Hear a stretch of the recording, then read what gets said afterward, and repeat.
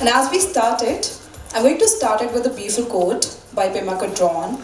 Well, I think this is the most apt quote for the day as we started, and it is, welcome the present moment as if you have invited it, because it is all we ever have.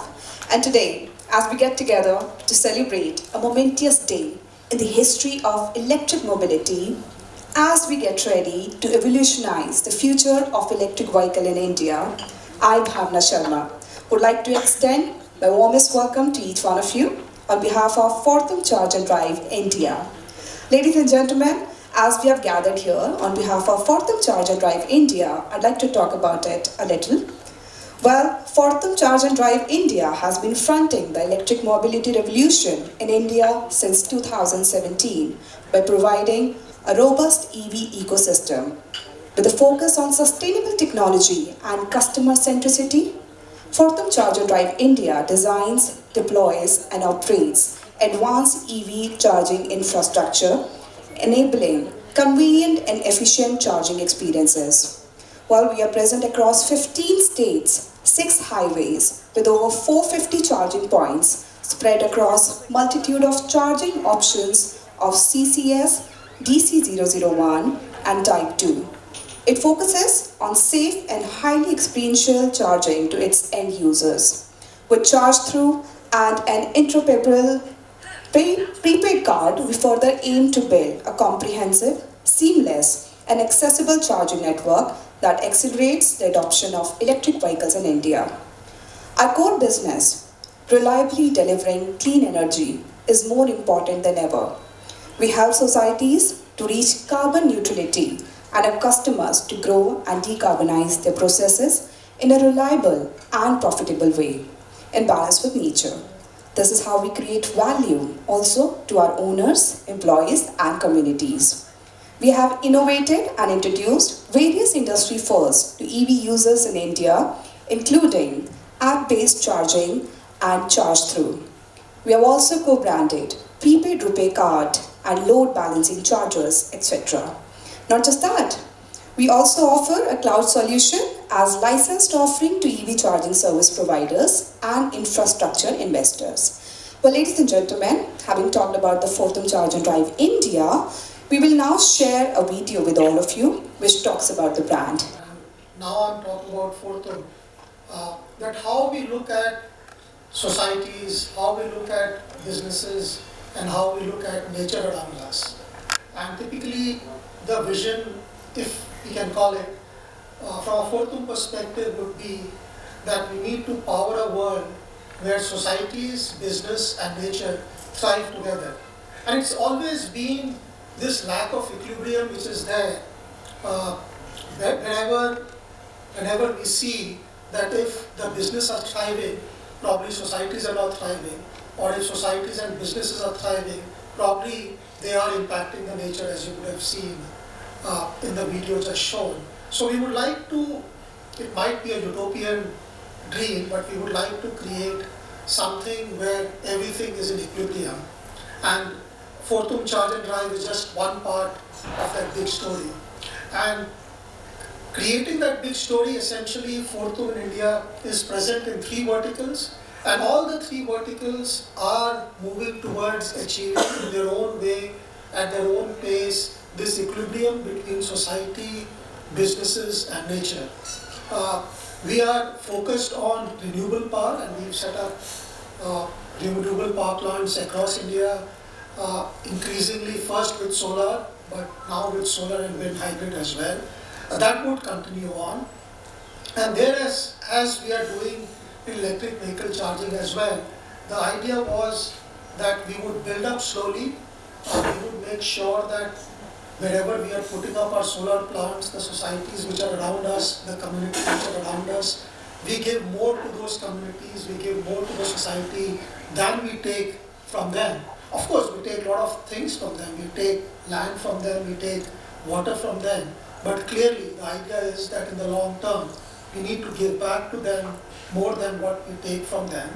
And clearly, with respect to solar power or wind power, it goes towards attaining the carbon neutrality, which is also in line with philosophy of Government of India. And of course, the world aspires to move towards carbon neutrality as well. That's the first business 𝗵𝗵 is in. We are committed to that business, and that continues on. The second part of the business, I'll come to charge and drive the last. The second part of the business is something that we felt that in every decade, there is always a disruptive technology which comes in. And you could either be at the cusp of the disruption, or you could come slightly before the disruption, so that you also have a role to play in the disruption. So if I were to take you back probably 10 years back, solar in India sometime 2011, 2012 was more of a hobbyist playground. We were around 350 megawatt at that point of time, total India solar capacity put together.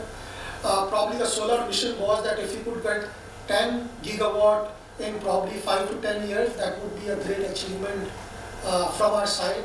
The tariffs at that point of time was 18 rupees per kilowatt hour, so everybody thought that, look, this is something which will not fly at all. Okay, we want to sort of have a canvas where carbon neutrality is there, so let's put up solar plants just to satisfy our ego and so on and so forth.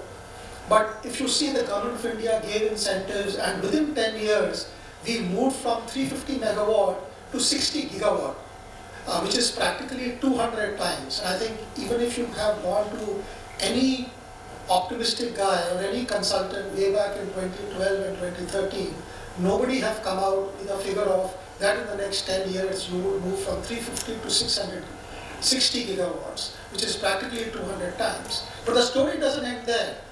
From a tariff of 18 rupees per kilowatt hour, now we are down to 2.5 rupees per kilowatt hour. So the market has moved 200 times. I'm not talking of 10 times, I'm talking of 200 times. And the tariff has come down by 1/6 or 1/8. So this is the power of disruption. And that's precisely what happens, because at least the human mind is not capable of thinking beyond, fine, every year we might grow 15%, we might grow 20%, we might grow 25%. If we grow at a rate of 15%, probably we double up every 5 years. So a 10 megawatt would become 20 in 5 years and 40 in, so it would move 4 times in 10 years. So these are percentages, CAGRs completely unheard of, and these are the disruptive technologies. We at 𝗵𝗵 believe that along with renewable power, clearly biofractionation and electric vehicle charging is the new game in the town, is the new sort of disruptions which will happen in this decade and the next decade. Electric vehicle, I would say, would be at the same level as solar was sometime in 2013, 2014, when people knew the potential but still was sort of figuring out how the whole thing would pan out. And while everybody was thinking what would pan out, within 2 years of 2014, the pivot came, and then from putting up close to around 1 gigawatt every year, we'll end up putting up 12 or 13 gigawatt every year. This is the same thing which will happen with electric vehicle. Today it seems probably a dream that in 2030 we want to have 30% of all the electric vehicles sold in the country to be, all the vehicles to be sold in the country to be 30% electric vehicle. But then I would say the same dreams we had for solar as well. And as long as you have the government policies which sort of supports you, and you have tailwinds for those policies, I don't think so that that's far away. And again I'm saying there is a pivot which comes, and once that pivot which comes, then immediately the whole market goes into a geometric sort of a progression, and then it is unstoppable. And irrespective of the fact that whatever challenges we may or may not face as of now, nobody has been able to face the storm of disruptions, and that would happen with respect to electric vehicles, and along with the electric vehicles, EV charging stations required so that EV revolution takes place, and clearly it is taking place in India. The third part of the business that we do is also in a way connected with mobility, but in a different way, that we are clearly aware that electric vehicle would not substitute 100% of all the ICE engines that we are today. But clearly we are also moving towards blending the fuel with ethanol, and when we blend the fuel with ethanol, we also end up blending with bioethanol, so that it comes out from resources which were not used for, I would say, eating. So it is called 2G, sort of a 2G ethanol, where you make ethanol from bamboo, and we are putting up a large refinery in Assam where bamboo would be converted into bioethanol, furfural alcohol and acetic acid, which would again go towards carbon neutrality, which would again go towards reducing the impact of the fuel that we have in the ICE engine.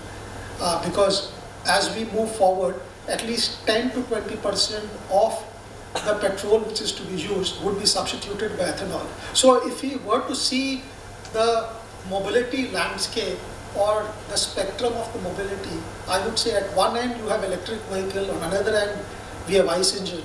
And with respect to electric vehicle, we would like to be in EV infrastructure space, that's one.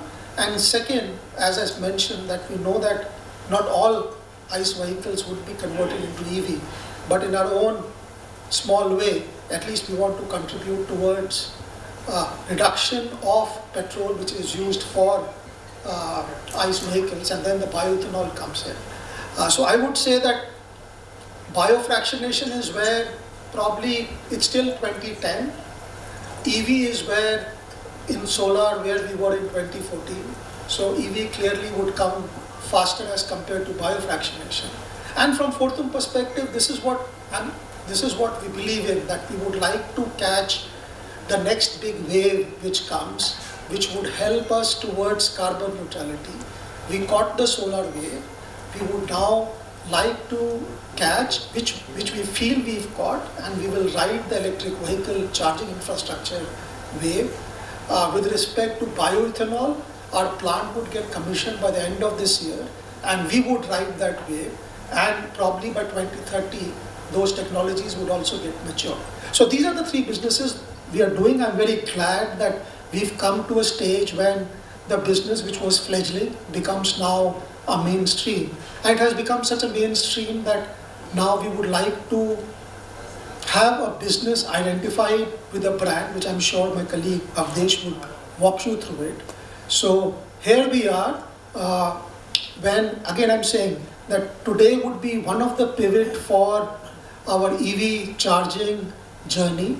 And as we move forward in a couple of years' time, the whole EV space would change, and 𝗵𝗵 from that perspective would like to be a dominant player in that market 2 years from now on, 8 years from now on, so that when 2030 comes and India has 30% or 20% of all the vehicles being EV, then we would like to be a dominant, and when I talk about dominant, at least a 33% market share we should have.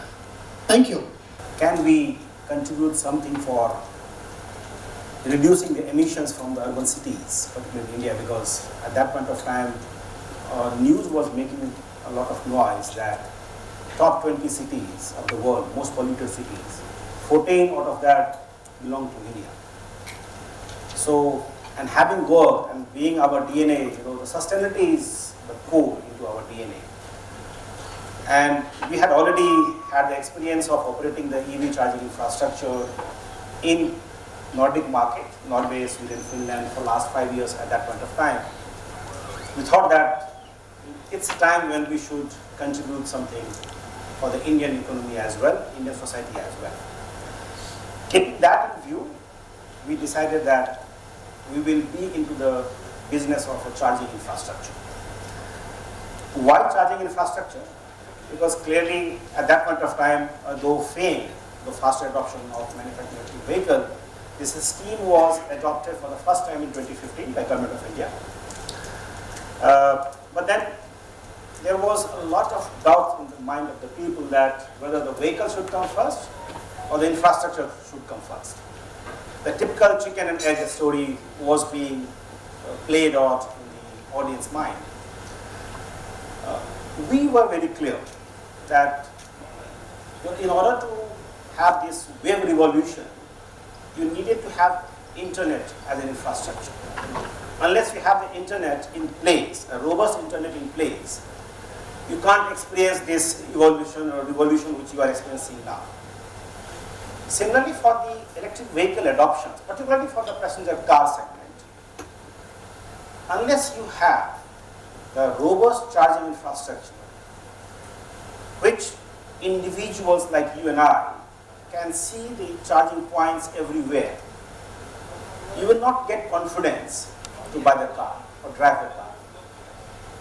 And it's a pure psychological, because for more than 100 years, we have been habituated to not blinking our eyes and going and buy petrol and diesel vehicles, because we visualize in our mind that even if I buy petrol and diesel, every nook and corner I can find petrol stations. Though it's not true that every nook and corner will have petrol stations, but then it's your visualizations. We have got so much used to this. So that's where this visibility becomes very, very important, that unless you see in the charging infrastructure, because the technology is new, you have genuine doubts in your mind that what would happen if I get stuck. So that was the thought process, and that helped us crystallize that what should be the business we should be into the electric mobility.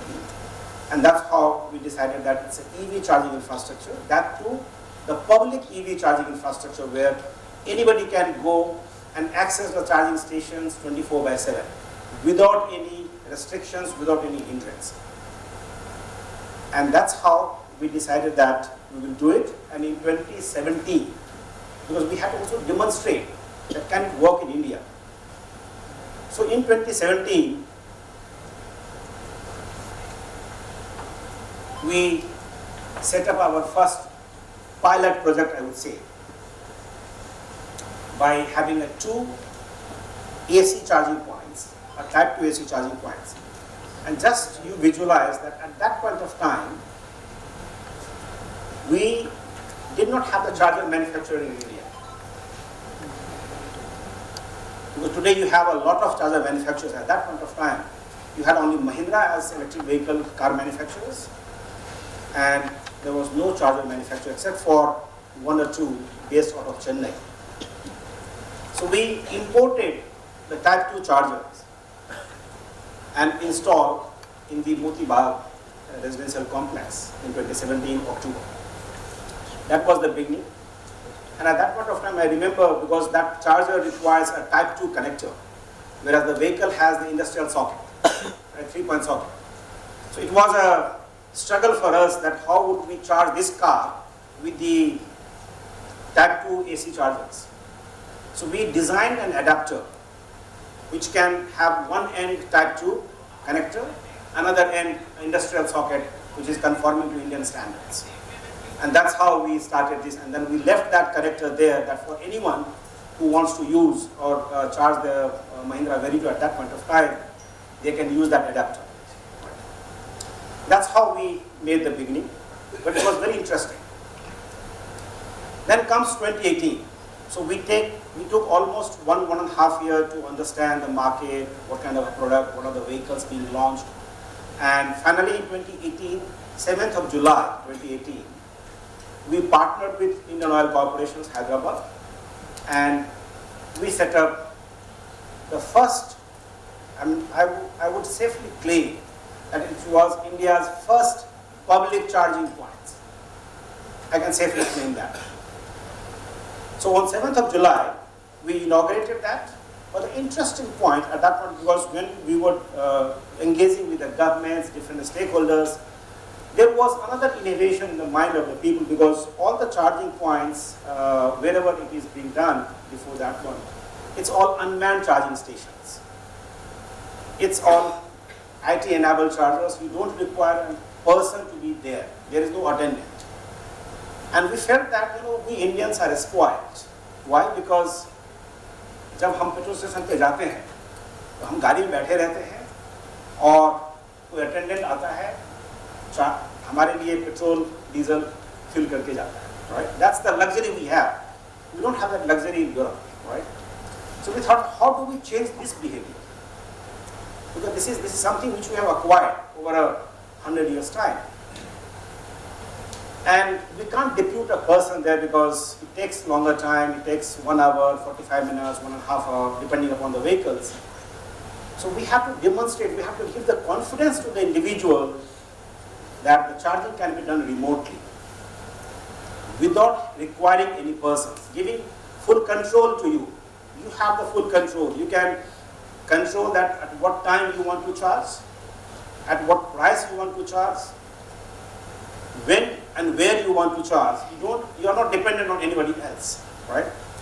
So there, for the first time, we demonstrated. So just to give you a context, that the charging station was in Rajbhavan Road in Hyderabad, and we were launching it at 𝗙𝗵𝗶𝗄𝗽, which is about 3 kilometers from the Rajbhavan Road. And and there was, like you all, there was close to around 200 journalist friends witnessing this event. And we had invited IT Secretary of the Government of Telangana at that point of time, Mr. 𝗖𝗵𝗲𝗁. Finland Ambassador was there, and a lot of other IOCL dignitaries were there. And everybody was curious, particularly the Secretary IT was very curious that we can start charging from 3 kilometers. I said that we can start charging by sitting in any part of India. So we had to arrange the optical fiber cables, right? Because the regular ISP services sometimes becomes erratic. So we wanted a robust communications so that there is no gap there.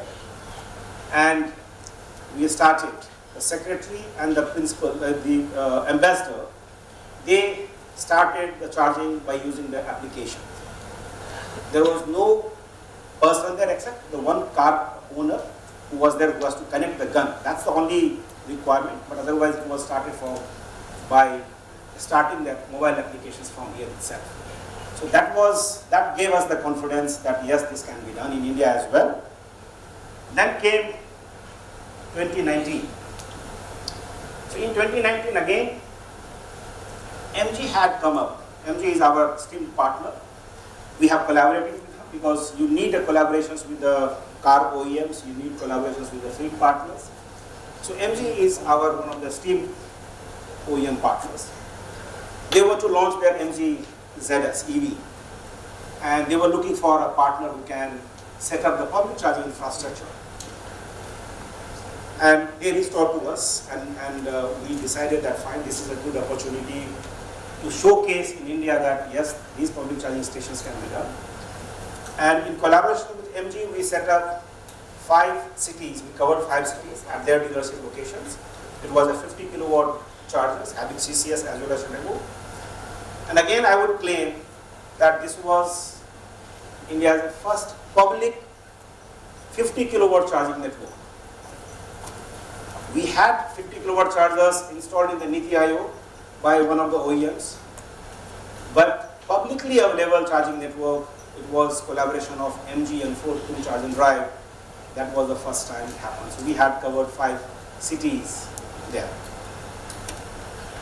Then obviously we know that we were struck by COVID. So in 2020 we did not do much. But in 2021, we reached an important milestone.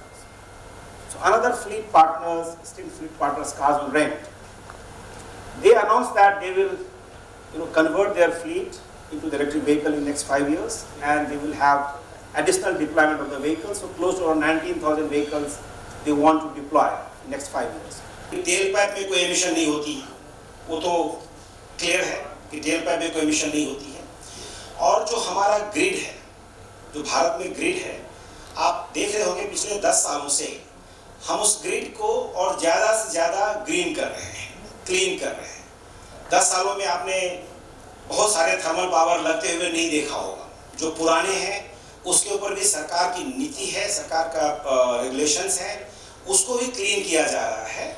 और जो जितने भी additional energy sources लग रही हैं, वो या तो सोलर की लग रही हैं या विंड लग रही हैं, पंप स्टोरेज हाइड्रो आ रही हैं, तो वो सब अपने ग्रिड को और क्लीनर बनाने की दिशा में चल रही है। तो ये एक जर्नी है। हम अगर ये उम्मीद करेंगे कि आज हमने बात की कल खत्म हो जाएगी, तो ऐसी तो होगी नहीं। जो चीज़ हमने 100 सालों 200 सालों में एक्वायर किया है, तो वो समय लगेगा, लेकिन हम लोग सही रास्ते पे हैं।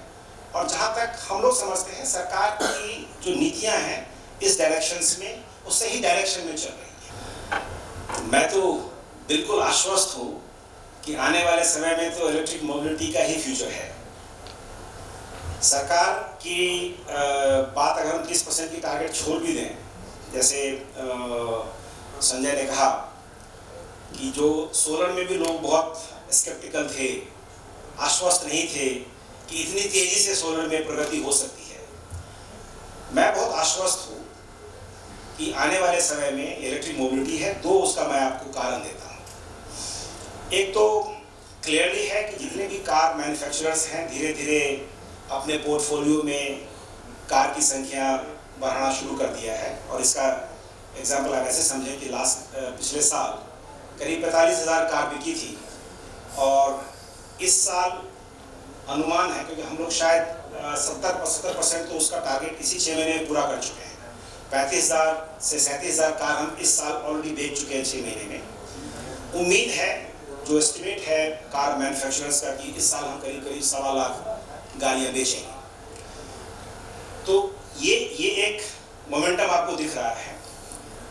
दूसरा जो सबसे बड़ा कारण है कि जिस बात से लोगों को डर लगता था कि हमारे पास में लिथियम की रिजर्व नहीं है, हम बाहर से लेके आएंगे, बिना लिथियम का बैटरी कैसे चलेगा, कैसे हम फिर दोबारा से डिपेंडेंट हो जाएंगे, तो वो भी करीब करीब शंका समाप्त हो गई है जब 2 राज्यों में काफ़ी बड़े मात्रा में जो रिजर्व अभी खोजे गए हैं। और हमारा ये अनुमान है कि उसकी अगर जम्मू कश्मीर में जितना रिजर्व है, अगर उसका 10% भी अगर हम इकोनॉमिकली एक्सप्लॉइट कर सकते हैं, जो बहुत फीजिबल है, तो जितनी गाड़ियां आज आप देख रहे हैं डीजल पेट्रोल की, करीब करीब 40 मिलियन मतलब 4 करोड़ गाड़ियां रोड पे हैं इंडिया में आज की डेट में। और वो जो 10% अगर उसका एक्सप्लॉइटेशन हो जाएगा तो उसकी कैपेसिटी है कि वो 6 करोड़ गाड़ियों को सर्विस कर सकता है। तो जो आपने पिछले 100 सालों में 4 करोड़ पूरी आपकी स्टॉक बनी है कार की, वहाँ तो 6 करोड़ तक उसके साथ सर्विस हो सकता है। तो इसलिए हम लोग तो आश्वस्त हैं कि ये इलेक्ट्रिक मोबिलिटी ही फ्यूचर है। उसके वेरिएशंस हो सकते हैं, मिक्स हो सकता है। जैसे संजय ने कहा कि ऐसा है नहीं कि 20 साल में, 30 साल में, 40 साल में पेट्रोल गाड़ियाँ खत्म हो जाएंगी, दोनों को एग्जिस्ट करेंगे। सर, अभी हमने वीडियो में देखा कि जब तक कार चार्ज हो रही है, मैडम निकालेंगी शॉपिंग करने के लिए, तो इस दौरान कार की सेफ्टी का ख्याल कैसे रखा जाता है? ये सवाल बहुत उचित है आपका। इसीलिए हम लोग जो लोकेशन आइडेंटिफाई करते हैं वो ऐसे लोकेशंस करते हैं जहाँ पे जनरली वो सामान्यतः वो सुरक्षित है। जैसे शॉपिंग मॉल है, अब शॉपिंग मॉल में जब आप जाते हैं तो आप क्या करते हैं, पार्क कर देते हैं, अटेंडेंट रहता है वहाँ पे एंट्री पे, और आप शॉपिंग करते हैं, फिर नीचे से आते हैं, अपना गाड़ी लेकर चले जाते हैं। तो शॉपिंग मॉल वो ऐसी लोकेशंस है। दूसरा, इसका नेचुरल जो प्रयोग है कहाँ पर है, जैसे मान लीजिए म्यूनिसिपल कॉर्पोरेशन आप जाएंगे तो वहाँ भी अटेंडेंट रहता है, parking attendant, I am not talking of charging attendant, parking attendant. तो गाड़ी आपकी जैसे आज सुरक्षित है वैसे चार्जिंग के टाइम पे भी सुरक्षित है, बजाते वो लोकेशन आपने वैसा रखा। अगर आपने बिल्कुल ऐसी लोकेशन पर रखी है जिस लोकेशन पे केवल चार्जिंग स्टेशंस हैं और कुछ नहीं है आसपास में, तो वहाँ पे थोड़ी समस्या हो सकती है। तो ये निर्भर करता है कि चार्जर की लोकेशंस कैसी हैं, और अमूमन आपको सुरक्षित लोकेशन पे ही चार्जर मिलेंगे। आपकी क्या है?